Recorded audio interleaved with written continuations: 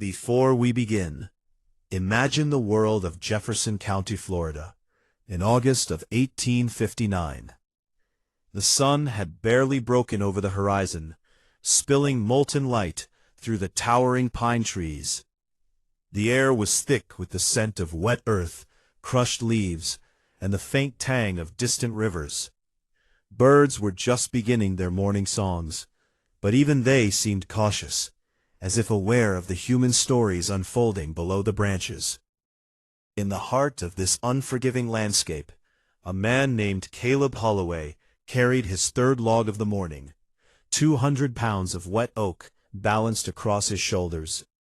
His bare feet pressed against the familiar roots and stones of the clearing. Every muscle in his body knew this routine. His body had learned it like a second language. 9 long years of labor had carved the land into him, shaping him as much as he shaped the wood he carried. At 16, his son, Caleb Jr., stood at the edge of the clearing. His hands were still soft, his eyes wide, but already his expression carried the weight of a lifetime compressed into youth. He didn't look at his father. He didn't even watch the log drop. He watched beyond it, into the forest. And in that quiet glance, he understood that danger was coming. Thomas Reed, the overseer, had arrived. Reed was a man who moved like he owned every inch of the land. He rode a horse not out of necessity, but because a man on horseback never had to look up. He never shouted, he rarely raised his voice. Yet there was a terror in his quiet tones that could break men faster than 1,000 lashes. He was compact, pale, with whiskers the color of rust and eyes like swamp water, calm, calculating, lethal in their casual precision. Junior flinched as the first blow of the whip landed across his back. Caleb's axe hovered mid-swing. He didn't act out of anger, but a quiet, undeniable authority. One step, and he stopped the whip with the strength of someone who had measured every ounce of force needed to assert control without unnecessary violence. Reed, realizing the limits of his power, mounted his horse and disappeared back into the trees, leaving a silence heavy as the heat of the morning sun. Caleb instructed Junior to the creek, to put his back in the water. Then he returned to the rhythm of his work, log after log, hour after hour, allowing his mind to think while his body labored. And in that thinking, he realized the truth that would guide him through the next 20 days. Today, nothing could be done. Not yet. But the swamp, the trees, the water, the snakes, the alligators, they had lessons to teach. By noon, Caleb knew the patrol would come again before dark. He saw it in the eyes of the other men, in their careful avoidance of his gaze. They understood danger not as a concept, but as a living, breathing presence. And they knew that being near it without being it was a skill that must be honed. Caleb had mastered this skill long ago. Evening approached, and with it came the 4 men sent by Holloway, 2 white hands and 2 others Caleb knew by name, Sam and Clay. They had come for him, and he walked forward willingly, not because he could not fight, but because he understood the cost of resistance. Someone else would pay if he fought. Someone like Junior. And Caleb had learned that in this world, survival was both selfish and selfless. Edward Holloway, the master of the plantation, received him on the veranda. Tall, silver-haired, with a bourbon in one hand and an unlit cigar in the other. He studied Caleb as one might study a tool of uncertain utility. 900, he said finally, referring to the cost of a man's labor, his body, his strength. It was a transactional statement, stripped of emotion. Holloway considered hanging unnecessary, saying nature is a more elegant solution than rope. And with that, he sent Caleb into the swamp. The swamp was no ordinary wilderness. It was an ancient cathedral of water and trees, a place that had existed long before any man claimed dominion over it. Cypress rose like columns from the black, thick water, their knees jutting upward like arthritic hands, moss hanging in curtains that dragged the surface. In this cathedral, Caleb became student and master alike. Thrown into the water, bound, hobbled, he felt the warm, yielding bottom beneath his feet, and realized that survival would demand more than muscle. It demanded attention, patience, and understanding. Every splash, every whisper of movement, every change in temperature or current became a lesson. He listened to the swamp, watched the snakes, measured the thresholds of the alligators, and understood that fear was a transaction. The swamp didn't care about courage or dignity. It cared about who remained alive. Days passed, and Caleb learned. He learned the paths, the hidden channels, the behavior of predators, and the precise timing of each threat. He ate frogs, crayfish, turtle eggs, and wild grapes, taking only what was necessary. His body adapted to the swamp in ways that labor on the plantation never could. He moved differently, thought differently, became a part of the swamp's language. Then came the first signs of human life besides his own. Nora and her hidden group, 5 souls who had survived the swamp through skill, patience, and silence. They were wary at first, but Caleb's understanding of the land and its dangers earned their trust. Together they began planning the escape of all 43 enslaved people left on the Holloway plantation. Caleb became the guide, not just through the swamp, but through fear itself. He mapped crossings, found safe routes, and learned to move people silently, teaching them to trust not just him, but the land itself. Each night, the group moved like shadows, silent and invisible. Each obstacle, a sinkhole, a channel of water, a cluster of venomous snakes, became a part of their careful choreography. By the 20th day, Caleb had mastered the swamp entirely. He knew the location of every predator, every safe path, and every hidden danger. Holloway and his men tried to pursue, but the swamp had become an ally to those who listened rather than struck. By the time they confronted him directly, the plantation master was powerless. Caleb's knowledge, patience, and precision had made him more powerful than any man with a gun or a whip. Finally, the escape was complete.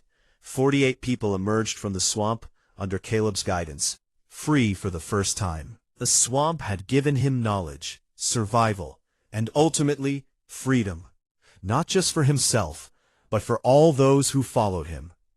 Years later, Caleb Holloway became a pivotal figure in the Underground Railroad's southern route, guiding countless others through the treacherous Florida swamps that slave catchers had long failed to map.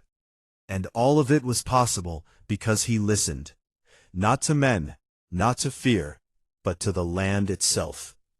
The swamp, at first, had seemed a refuge, a hiding place where the world of men could not reach. But as the sun dipped lower, shadows lengthened, and a chill crept into the air. Caleb realized that the swamp was both sanctuary and prison. Every tree bent in the wind like a warning. Every rustle of leaves could be predator or pursuer. The line between survival and death was razor thin. On the 4th night he heard the first human sounds, the clatter of horse hooves and the faint calls of plantation dogs. Holloway's men had tracked his path, using the dense undergrowth only as a challenge to their persistence. Caleb had anticipated this, and yet, when the voices came, his chest tightened. Fear was a different sensation here. It was immediate, primal, and focused. It demanded action. He moved silently, water lapping at his knees, listening to the whispers of the swamp. The night smelled of damp moss, decaying leaves, and the faint tang of distant fire. Every sense sharpened.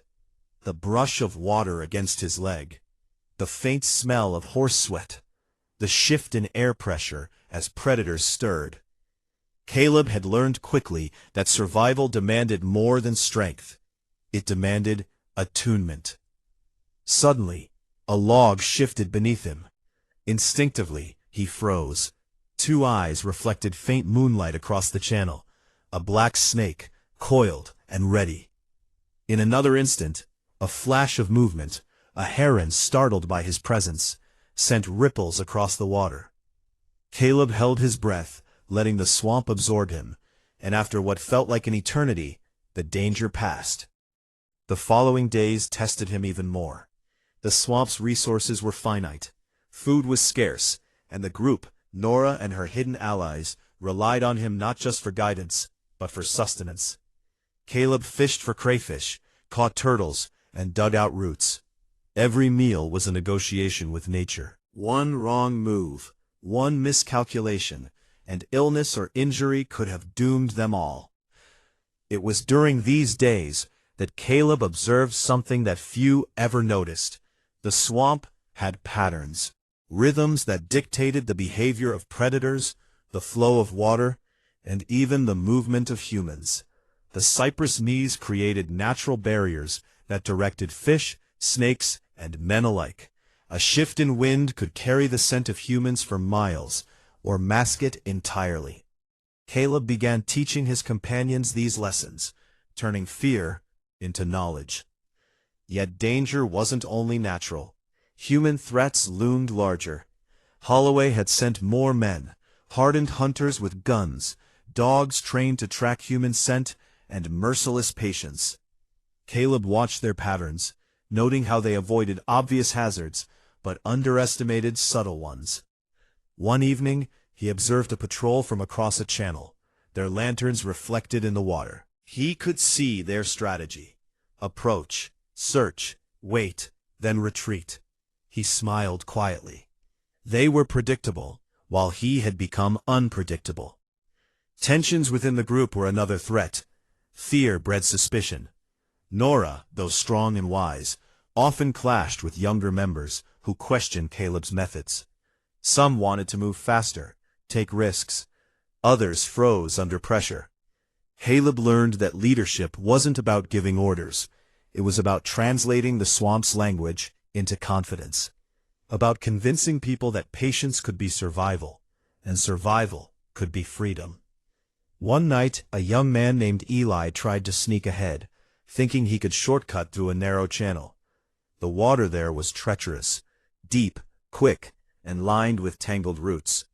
Caleb spotted him just in time. "Stop," he hissed, voice barely above a whisper. Eli froze, his heart pounding. Caleb waded through the water, silently guiding him back to the safer path. "Why do we go so slowly?" Eli demanded, trembling. "Because rushing gets you killed," Caleb replied simply. "The swamp does not forgive mistakes, neither do men." By the 10th day, the swamp had become a crucible. Caleb's body had hardened. His muscles, his hands, even the soles of his feet had adapted to the terrain. But it was his mind that sharpened the most. He began to anticipate human strategies, predicting Holloway's moves. He realized that their enemy relied on brute force, not cunning, and he could exploit that. Then came the first encounter. Holloway's men had discovered one of their temporary camps, a small clearing with traces of smoke. Caleb had prepared for such an eventuality. He had moved the group under cover of darkness, using decoy trails, misleading tracks, and the swamp itself as camouflage. By the time the men arrived, they found nothing but empty mud and broken branches. It was a victory, but a hollow one. They were still being hunted, still vulnerable. Each night brought the risk of discovery.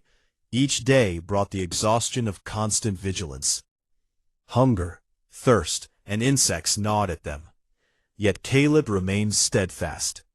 His strategy relied on observation, patience, and misdirection, qualities the hunters did not possess. The group learned to move silently, to mimic natural sounds, to hide in plain sight. Caleb taught them how to read animal tracks, how to measure the depth of water by feeling the mud, how to find safe resting places that left no trace. Each person became a student of the swamp. Each person became a master of their own survival in small ways. Then came betrayal, or what felt like it. a man desperate and fearful, spoke of surrender, of being caught and returned for mercy. Caleb knew that fear was a weapon Holloway would exploit. He gathered them silently. Fear is what men like Holloway use to control the weak. If you let it rule, it will kill you faster than any bullet. Trust the swamp. Trust each other. That is your weapon. They listened, and slowly, the swamp became more than a hiding place. It became a teacher. Every alligator, every snake, every hidden channel was a lesson in patience, observation, and resilience. They moved like shadows, invisible to men, yet in harmony with nature. As the 20th day approached, the tension reached its peak. Holloway's men had become desperate, increasing their patrols, leaving traps, and spreading rumors of capture and punishment.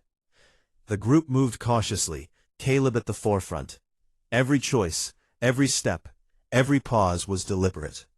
They had become part of the swamp, and the swamp had become their ally. By now, the people they guided numbered 43. They were no longer just survivors. They were students of survival, teachers of patience, and witnesses to courage. Caleb understood that leadership was not about heroics. It was about cultivating skill, trust, and resilience. Then, the final test came. Holloway himself appeared, mounted and silent, with a small group of hunters. It was a confrontation Caleb had anticipated. They did not shoot immediately. They did not attack openly. They tested the swamp, probing, observing, trying to draw him out. Caleb used their predictability against them. He led them on a chase that seemed random, but was meticulously planned. They followed false trails, circled dead ends, and expended energy, while Caleb's group moved silently toward safety. When the confrontation finally ended, it was not with a battle, but with complete strategic mastery. Holloway realized he could not pursue further. The swamp itself had turned against him. Caleb's understanding of terrain, psychology, and patience had outmatched brute force. The group emerged victorious, battered, hungry, but alive. Every person understood that survival had required more than courage. It required knowledge, observation, trust, and patience. They had learned to move with the land, not against it. And in that, they found freedom. The sun rose over the swamp with a pale burning light, casting long shadows across the cypress knees. Caleb stood at the edge of the waterway, scanning the horizon. The group had been moving for weeks, guided by instinct, observation, and his careful planning. Their supplies were low, and the swamp's rhythm had become both ally and adversary. Each day brought the risk of discovery, but Caleb had learned to anticipate danger before it arrived. "Today," he whispered to the group, "we move for the final stretch." No one spoke. Words were unnecessary. Their shared trials had created a bond deeper than speech. Their muscles ached, their stomachs were empty, and their eyes were red from constant vigilance. But their hearts beat with a quiet determination. Every person understood that this day could decide the course of their lives. The escape route was perilous, a maze of channels, hidden bogs, and tangled roots. Caleb had memorized every curve, every shallow bank, every hidden turn. He led the way, moving like a shadow, signaling silently when to stop or change course. The others followed, trusting his judgment implicitly. By mid-morning, they reached a narrow passage, barely wide enough for a single person to squeeze through. Here, the swamp was deepest, water lapping at their chests, tangled vines threatening to ensnare them. Caleb took the lead, cutting through the brush with a small, sharpened blade, clearing a path for the others. Every movement was deliberate, every breath controlled. The hunters could be anywhere, but they would never anticipate the ingenuity of a man who had spent weeks becoming one with the swamp. Suddenly, a shout echoed across the water. Caleb froze, signaling the group to duck behind cypress trees and mangroves. Holloway's men had discovered a trail, a false one Caleb had left intentionally. They were now closing in, lanterns bobbing on the water's edge, voices angry and impatient. Caleb murmured, "Keep moving. We've already misled them. Patience will win this." The group pressed forward, moving quietly through a series of hidden channels. The water was cold, the mud sucked at their feet, and the insects bit relentlessly. Yet each person moved with purpose, their minds sharpened by weeks of survival. They had become something more than prey. They had become strategists, adapting to the swamp's every quirk. By late afternoon, they reached a wider channel. The water here moved faster, and the current could carry them away from danger if they acted carefully.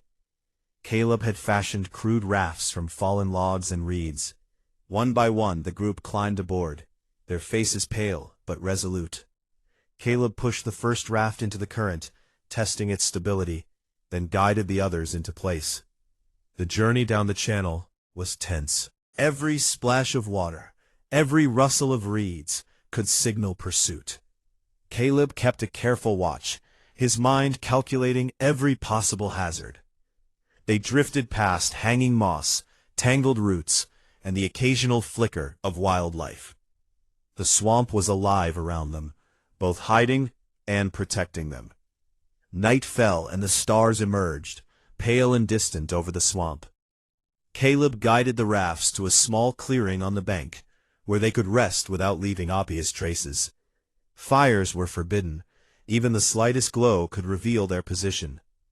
Instead, they huddled together, sharing warmth and whispers, speaking of the world beyond the swamp, of towns, markets, and the possibility of freedom. The next day brought the final test. Holloway's men had regrouped, now employing both dogs and boats to flush them out. Caleb understood that their survival depended on a bold move. Using the knowledge he had gained over weeks, he led the group to a hidden backwater, a narrow inlet, blocked by fallen trees and thick reeds. The hunters would never find them here.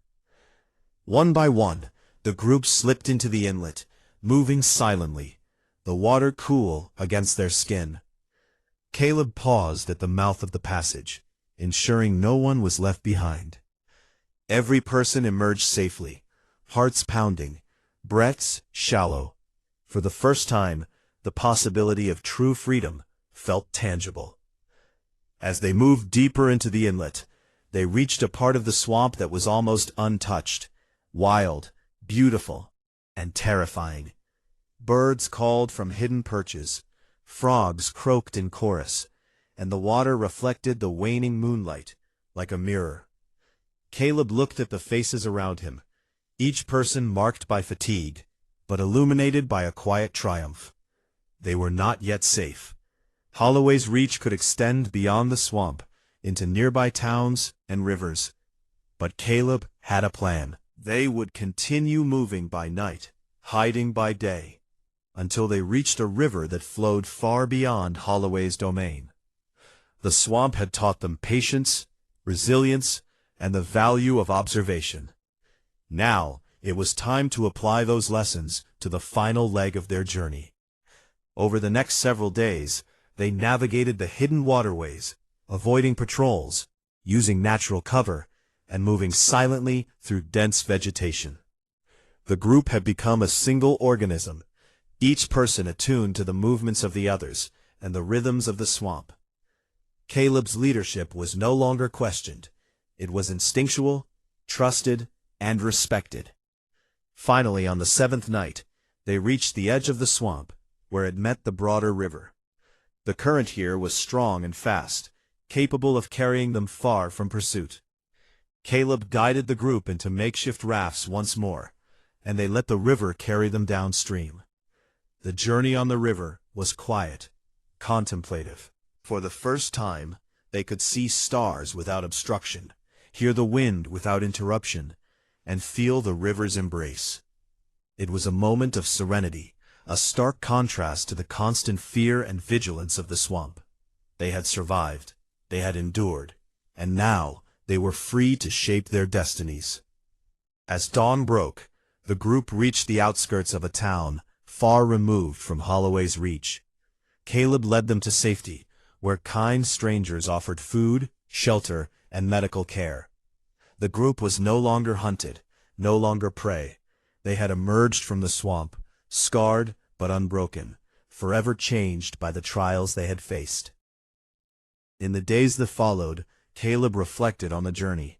The swamp had been both adversary and teacher, a crucible that revealed the depths of human courage, resilience, and ingenuity. The group, once terrified and fractured, had become a cohesive unit, bound by shared hardship and triumph. And as he looked back toward the dense waters and tangled roots, Caleb understood a profound truth. Survival was not merely about escaping danger.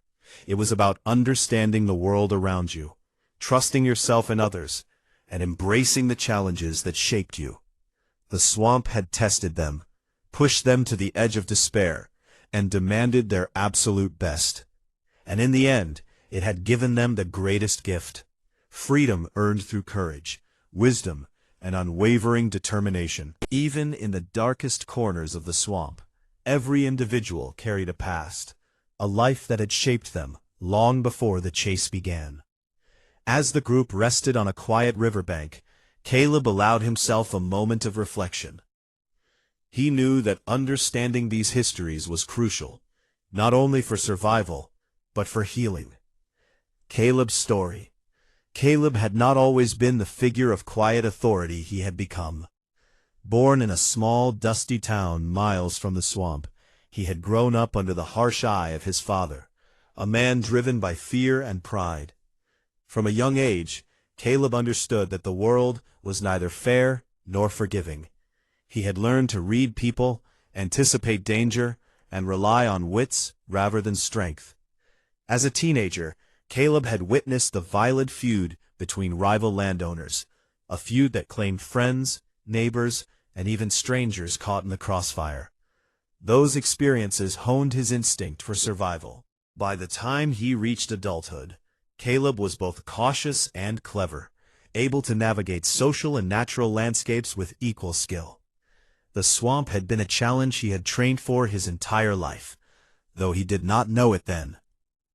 Mara, the youngest in the group, had grown up in a nearby town, a place that prided itself on appearances and propriety. Behind closed doors, however, life was far less polished.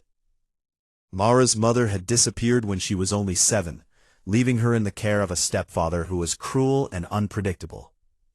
The world taught her to hide her intelligence, to move silently, and to observe without revealing herself.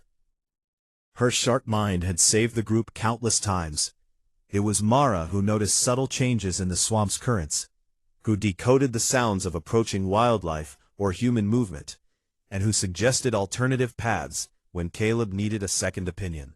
Her past had given her skills she had hoped never to use, and now they were the group's lifeline. Jonas, once a blacksmith's apprentice, carried guilt heavier than any chain.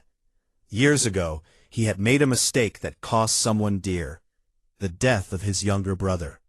He had fled, believing he could outrun responsibility, but his past had a way of following him. In the swamp, Jonas found a chance to redeem himself. Every action he took to protect the group, every risk he assumed, was a step toward making amends. The swamp did not forgive mistakes easily, but it offered opportunities for courage, and Jonas seized them with unwavering determination. While the group shared stories of pain and survival, Caleb thought often about Holloway. The man was a shadow in the swamp, a predator who used fear, brutality, and cunning to control those around him.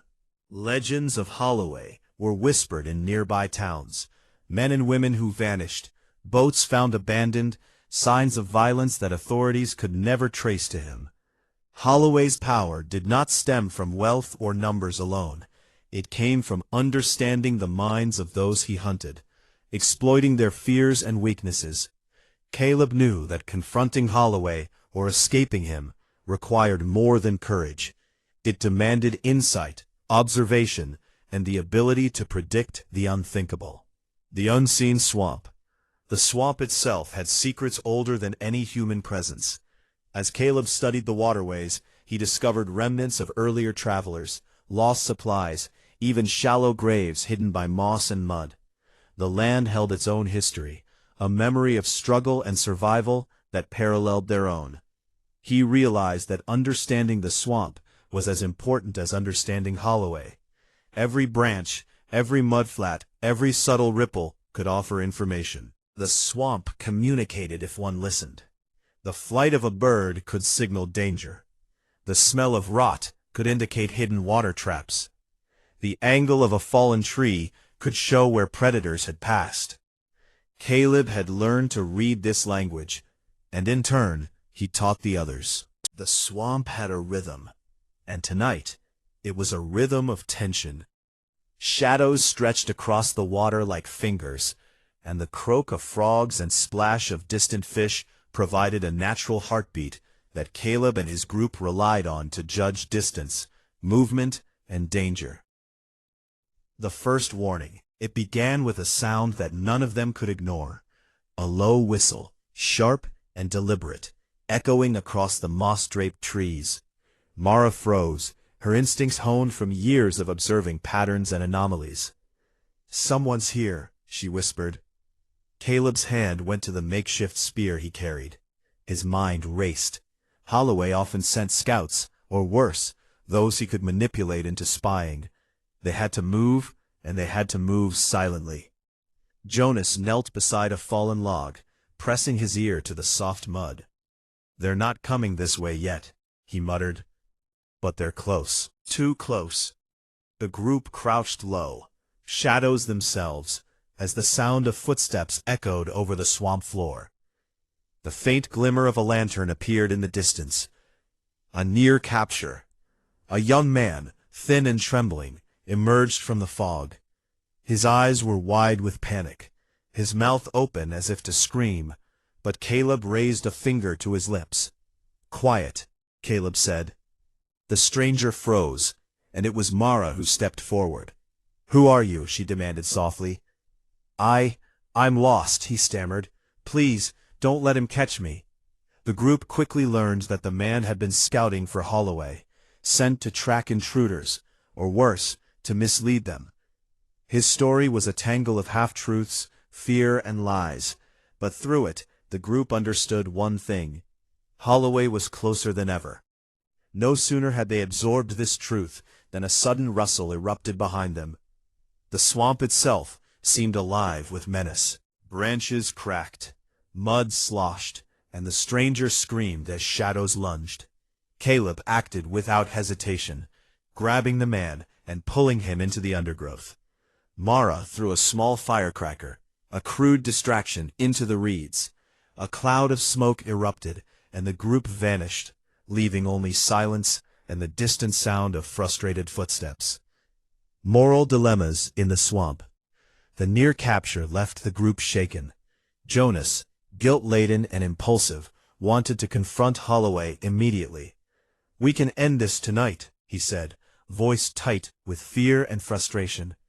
Caleb shook his head. "No, recklessness is exactly what Holloway wants. He thrives on fear, and if we act out of anger, we play into his hands." Mara spoke next, her voice steady despite her own racing pulse. "We have to choose our actions carefully. Every risk has consequences. If we make a mistake, someone dies. Maybe more than one person." The swamp offered no clear moral compass. Every action had a consequence, every decision a potential tragedy. The group debated, weighed options, and realized that survival meant patience, even in the face of a predator who offered no quarter. Unexpected ally. As dawn approached, the swamp shifted. Birds called out, and the morning mist softened. The group stumbled upon a small cabin, abandoned but intact. Inside they found supplies, dried food, fresh water, and a journal that hinted at Holloway's past. The journal belonged to a man who had once worked for Holloway, but had escaped his clutches. He wrote of brutality, manipulation, and a network of spies hidden throughout the swamp. most chilling was a final line. He knows when you think you're safe. He watches, even when you sleep. This discovery was a blessing and a warning. The supplies gave them strength, but the knowledge reinforced the danger. Holloway's reach was long and his patience endless. The chase continues. With renewed caution, the group moved deeper into the swamp. Every step was deliberate. Every sound was scrutinized. The first encounter had changed them. They were no longer merely wandering. They were hunted, aware that Holloway's presence was as pervasive as the swamp itself. Every twist of the trail, every shadow between trees, became a potential threat. Yet through it all, the group bonded, each member relying on the other's strengths to compensate for their weaknesses. The swamp tested them, but it also revealed their resilience. By the time the sun broke fully over the horizon, casting golden light across the misty waters, the group had survived the first true test. They were bruised, shaken, and wary, but alive. And they knew, deep in their bones, that Holloway was not finished. The swamp had changed. What once felt like a place of hiding now seemed like a labyrinth built to trap them. Every branch, every shadow, every whisper of wind carried the weight of impending danger. The first glimpse. It began with a sound, a low hum, almost melodic, drifting across the misty water. Mara, alert as ever, signaled the group to freeze. Through the fog, a figure emerged. Holloway. Tall, lean, and eerily calm, he moved with the precision of a predator who had spent decades in this swamp. His eyes scanned the group like a hawk, sizing up prey. Jonas whispered, "We're trapped." Caleb shook his head. "No. We choose the trap. We control our moves."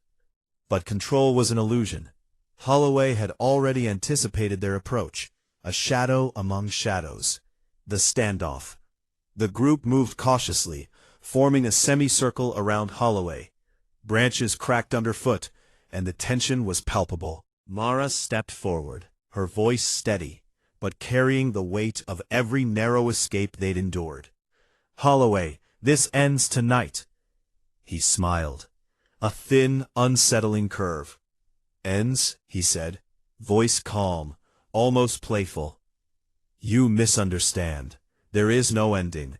There is only continuation and survival of the clever." A silence fell, broken only by the swamp's subtle chorus.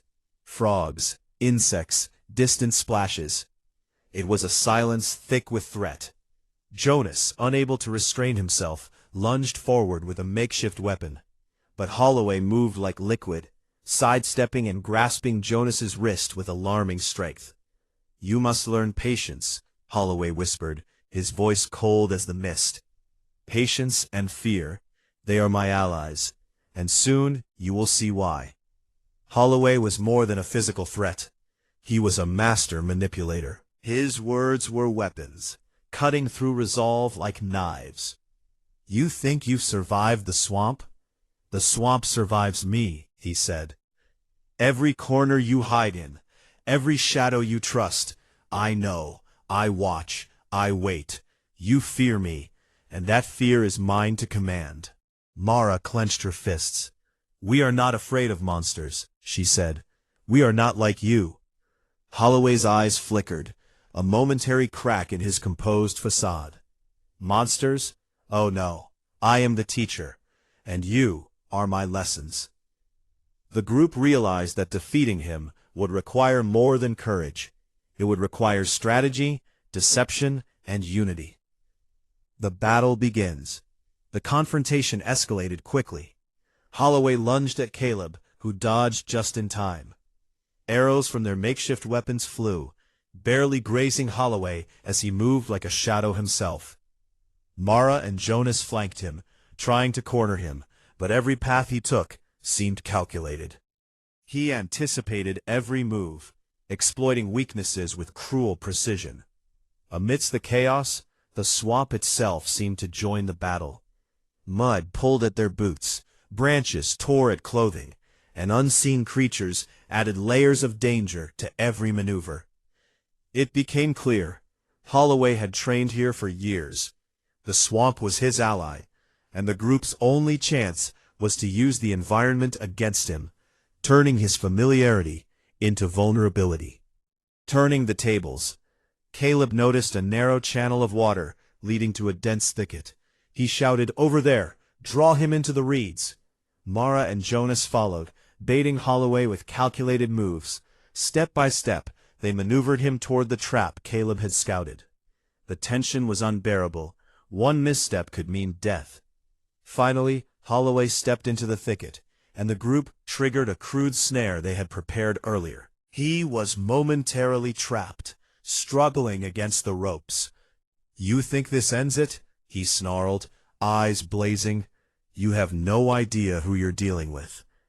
A moral dilemma. The group faced a decision.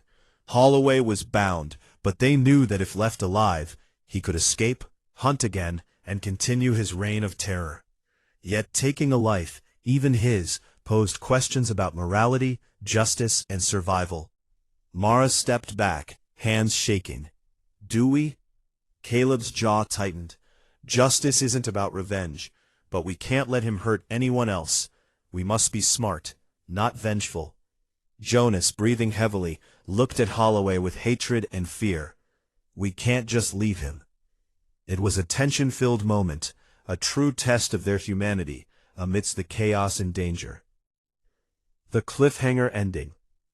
As the swamp fog thickened and dawn's light broke, the confrontation reached its peak. Holloway remained bound, but the question of his fate lingered like the mist itself. The group had survived, yes, but the cost of survival and the choices they faced would haunt them forever. Holloway's parting words echoed in their minds. "This is not over. The swamp remembers. I remember, and so will you." The stage was set for what could be the ultimate resolution, or the continuation of a nightmare that seemed far from over. The swamp had quieted. The chaotic struggle that had consumed hours, or maybe it was days, seemed suspended in a fragile silence. Morning light filtered through the thick canopy, illuminating the marshy waters in gold and green hues. But the calm was deceptive. The events of the previous night had left marks far deeper than any physical injury could reveal. Facing the consequences, Mara knelt beside Holloway, still bound, but visibly weakened. The adrenaline had faded, leaving a raw ache in every muscle. Her mind replayed the confrontation over and over. The fear, the choices, the moral weight of deciding what to do with a man who had taken so much. Jonas, pacing the edge of the swamp, muttered, "Do we report him?" or his voice trailed off. Caleb's expression was grim. "If we take him to the authorities, we risk him escaping the system. But leaving him, that would make us no different than him." Even in the quiet, the swamp seemed alive, as though judging their deliberation. Every rustle of leaves, every splash in the water, reminded them that this place had its own rules and consequences. Holloway, his voice hoarse but still eerily composed, broke the silence. "You think you've won?" he rasped. "The swamp doesn't forgive. The swamp doesn't forget. You carry my lessons now, whether you like them or not." Mara, steeling herself, met his gaze. "You taught us fear, but you didn't teach us strength." He smirked faintly. "Strength? Perhaps, or maybe survival, is the only truth here." His words lingered, ambiguous and haunting. They hinted that even with him restrained, the swamp and its dark history had left marks on the group that could never be erased. The path back through the swamp was slow and arduous. Mud clung to their boots, branches tore at their clothes, and the silence weighed heavily on them. Along the way, each character wrestled with internal conflicts. Mara questioned the limits of her moral compass. Could she forgive herself for what she might have had to do? Caleb reflected on leadership, realizing that sometimes choices were not about right or wrong, but survival. Jonas battled guilt and relief, understanding that bravery sometimes came with unseen costs. Every step back toward civilization was a journey not just through the swamp, but through their own transformations.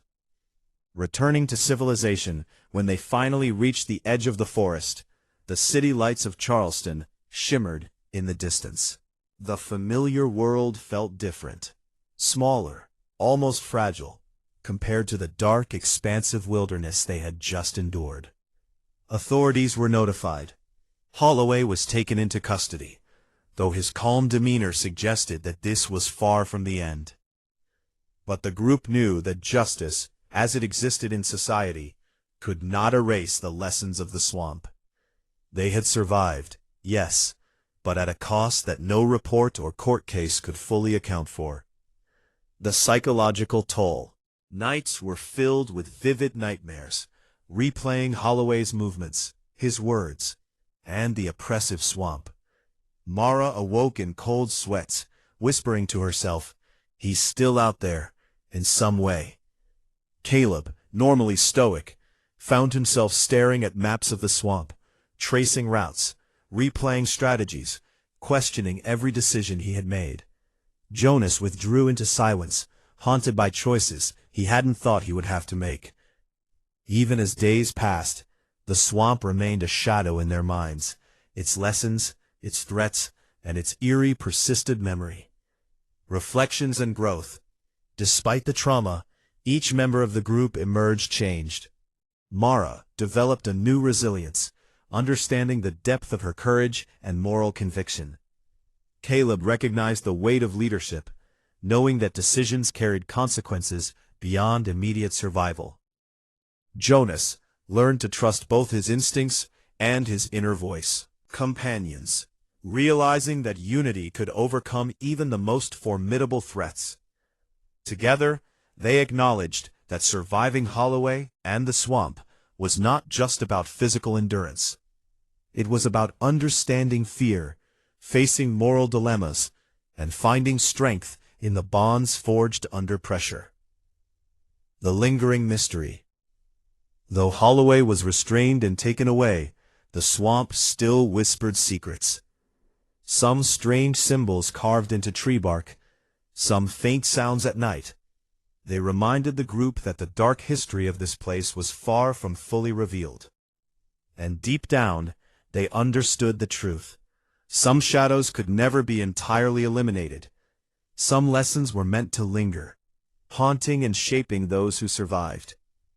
The story of the swamp, Holloway, and the trials they endured would become a legend, not just of horror, but of courage, morality, and human resilience.